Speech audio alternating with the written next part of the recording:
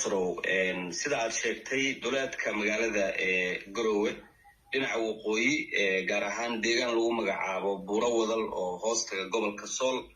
ayaa abaare shantii barqannimo meelahaas waxaa shil ku galay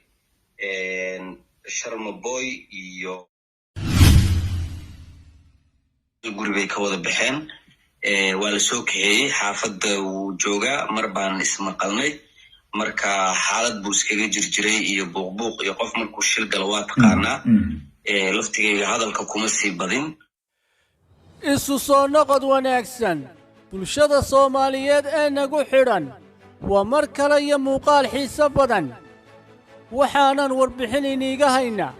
shilkii uu galay alfanaan Sharmaboy oo ay ku geeriyotay gabar Soomaaliyeed dad kalena ay dhaawacyo ka soo gaadheen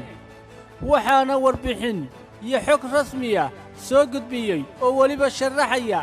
sida ay wax u dhaceen Sharmaboy walaalkii oo lagu magacaabo wariye Maxamuud Soofaysane haddaba qaabkee ayay wax u dhaceen sidee shilku wax ku soo gaadheen dhaawaca soo gaadhay fanaankan waa intee ileeg imise qof ayaa wax ku noqotay sidoo kalena maxaa ka jira wararka lagu eedeynayo ama lagu baahiyay social media ee la leeyahay shilkan uu galay Sharmaboy waxa ka dambeeya daahir calasow waa barnaamijka maanta kaabanka inoo saarane marka hore aan inigu wareejiyo Sharmaboy walaalkii oo inooga warramaya sida ay wax u dhaceen sida aad sheegtay dowladka magaalada Garowe dhinaca waqooyi gaar ahaan deegaan lagu magacaabo Buuro Wadal oo hoostaga gobolka Sool ayaa abaare shantii barqannimo meelahaas waxaa shil ku galay Sharmaboy iyo dhalinyaro kale oo la socotay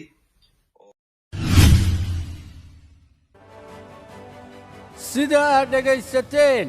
Sharmaboy walaalkii wariye Maxamuud waxa uu sheegay in shilka uu galay Sharmaboy iyo dhalinyarada la socotay ay ku galeen tuulo ka mid ah oo dhanka waqooyi ka xigta magaalada Garowe tuuladaas oo afkiisa ka maqlayseen haddaba shilkan yaa wax ku noqday dhaawac intee leeg ayaa ka soo gaadhay Sharmaboy intaynaan dhaawacaa gaadhin horta yaa ku dhintay shilkan aan mar kale inigu wareejiyo oo Allah u naxariistay dadka halkaas wax ku noqday oo ku geeriyooday ay kamid ahayd gabar la socotay dad ehelka oo aan la xiriiray waxay ii sheegeen in isaga uu caafimaad qabo oo waxba aysan gaarin gacanta xogaa uu diirka ka kacay laba wiil oo kale oo la socotayna dhaawac yaryar uu gaaray laakiin Allah u naxariistay gabadhu ay mataqaanaa ay dhimatay oo ay ku geeriyootay sida aad dhagaysateen waxa uu Sharmaboy walaalkii sheegay in ay ku geeriyootay shilkaas gabar safarka ku wehelinaysa Sharmaboy iyo dhalinyarada kale Allah u naxariistee oo halka nafteedu ay ku soo gabagabowday halka dhalinyaradii la socotayna ay dhaawacyo fudfudud iyo qaar halisaba ay soo gaadheen Sharmaboyna dhaawaca ugu weyn ee soo gaadhayna uu yahay in ruugga ama suxulka uu muudmuuday ama xoqmayba sida halkan iniga muuqanaysa dad ehelka oo aan la xiriiray waxay ii sheegeen in isaga uu caafimaad qabo oo waxba aysan gaarin gacanta xogaa uu diirka ka kacay sida walaalkii xaqaajiyey oo idinkuba maqlayseen Sharmaboy dhaawacaad u fudud ayaa soo gaadhay walow gabar ku wehelinaysa safarkan ay halkaa ku geeriyooto teedii ay noqotayba sidoo kalena Sharmaboy walaalkii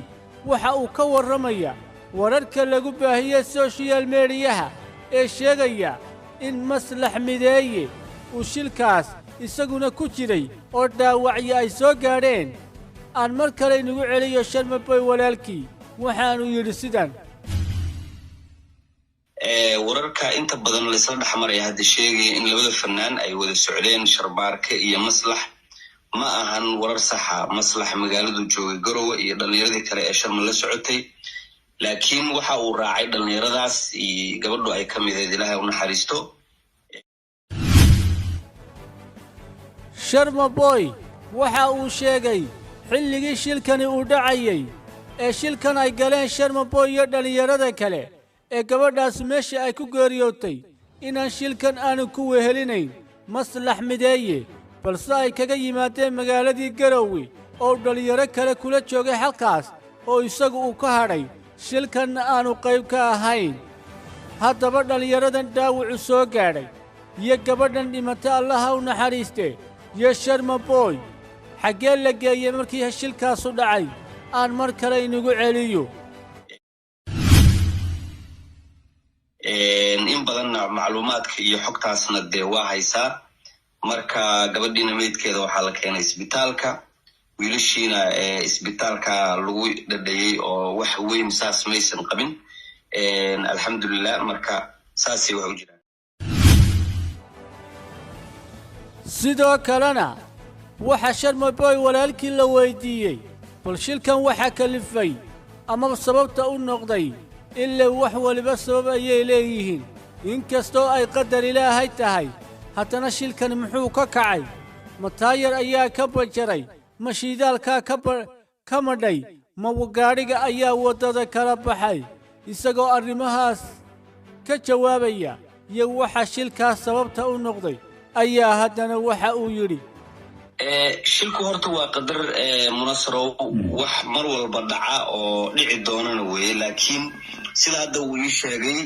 wiil kale oo la socdayna uu ii sheegay gaariga aad u xawaareynayay. inta badanna marka aad joogtid gobolada Puntland shilalku way badan yihiin oo waxaa sababaya laamigii oo yar iyo laamigii oo aad boodadin dhinacyada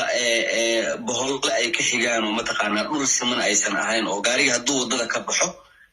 mataqaanaa dhul uu ku orda aysan jirin laakiin meel goda iyo waxaas uu gelayo. marka shilalka inta badan saasay ku dhacaan. marka gaariga wuu xawaareynayay sida la ii sheegayna isagaa waday oo mataqaanaa hadda yar la socda uu ii sheegay. ma faham sida aad wada dhegaysateen Sharma Boy walaalkii waxa uu sheegay in shilkan ay sabab u ahayd waddo xumada iyo waddooyinka cidhiidhiya meelaha qaar ay raf yihiin maamul goboleedka Puntland ama deegaanada Soomaalida. sidoo kalena waxa uu xaqiijiyey Sharma Boy walaalkii in gaadhigan shilka lagu galay uu gacantiisa ku waday Sharma Boy sida halkan iniga muuqanaysaba. sida la ii sheegayna isagaa waday oo mataqaanaa hadda yar la socda uu ii sheegay. ma faham Sharma Boy ayaa waday oo gacantiisa ku waday halka wararka qaar lagu baahiyay social media la sheegayo in arrintan ku dhacday Sharma Boy uu ka dambeeyo Daahir Calasow. annagu taamahunno kumana dambaabaynee. waxa markii labaad la weydiiyey Sharma Boy walaalkii iyadoo la hubsanayo badhaawaca iyo xaaladiisa caafimaad Sharma Boy ee iminka uu ku sugan yahay isagoo tafaasiil ka bixinayana waxa uu yidhi sidan. sharmaarka waa caafimaad qaba munasaro adiga iyo dadka ku xiran page-kaaga iyo dadka isaga taageeraba waxaan u sheegayaa in uu caafimaad qabo, tiisi aysan noqon gacan ay wax ka gaareen oo gacanta ay diirantay. wiilashii kalena ay mataqaanaa labadii wiil ee kalena iyaguna dhaawac fudud ay qabaan. ilaahay u naxariisto waxaan ka naxnay geerida gabadha iyadana mataqaanaa teeda ay ahayd maantay. waxaan uga tacasiyeynayaa ehelkeeda iyo qaraabadeeda iyo intii asxaab la ahayd. maalin khayr ah oo jimco ah oo ciid muslimiin ay dhimatay teedii baana gashay. isaga iyo wiilasha kalena dhaawacyada fudud ay qabaanna ilaahay ha u boogadhayo. marka qadartana cid baajin karta ma jirto. qofka waxa ku dhacaya 1000 sanay ka weyn yihiin. wax weyn oo hadda uu qabana ma jirto iyada iyo wiilasha kale dhibta.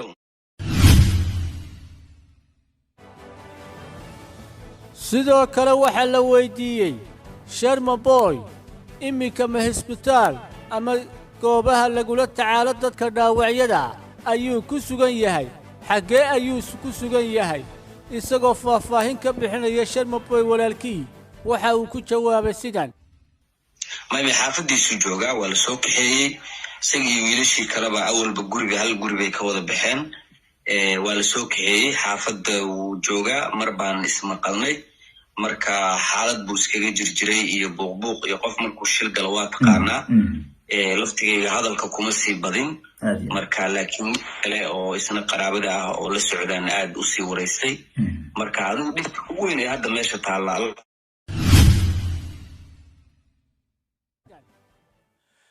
sidoo kalena waxa la weydiiyay gabadha geeriyootay allaha u naxariistay maadaama dadkii kale ay wada dhaawac noqdeen gabadhaasna ay ku dhimatay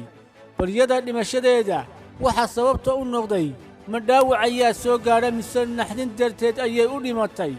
isagoo arrintaa ka jawaabaya haddana waxa uu yidhi sidan wallaahi inay dhimataa qornayd gaariga sida sawiradiisa aad aragtay ama dadku ay arkeenna waa burbur aad u xoog badan baa gaaray marka anu hadda saasay u dhimatay iyo way ka baxday iyo ma dhihi karo oo meesha ma joogin cid aan iyaga hadda intii shilka gashay ee badbaaday aan ahayna ma xaqiijin karto laakiin waxa isku soo wada duuduubo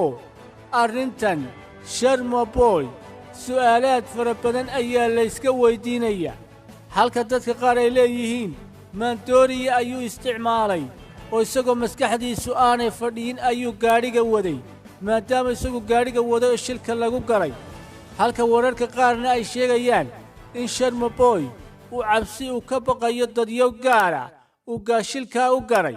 halka wararka saddexaadna ay sheegayaan in arrinta daahir calaso uu ka dambeeyey oo shilkaa isagu sabab u ahaa allaahu aclam ilaahay ayaa naga og waxa meeshaa ka dhacay laakiinse waqiila waqaala unbaa la leeyahay muhiimadduna Sharmaboy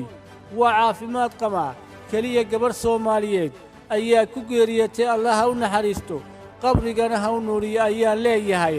isku soo wada duuduuba muuqaalkan like saar siina sheer garee waad ku mahadsan tahay jaaniskaagaad ii hurtay wassalaamu calaykum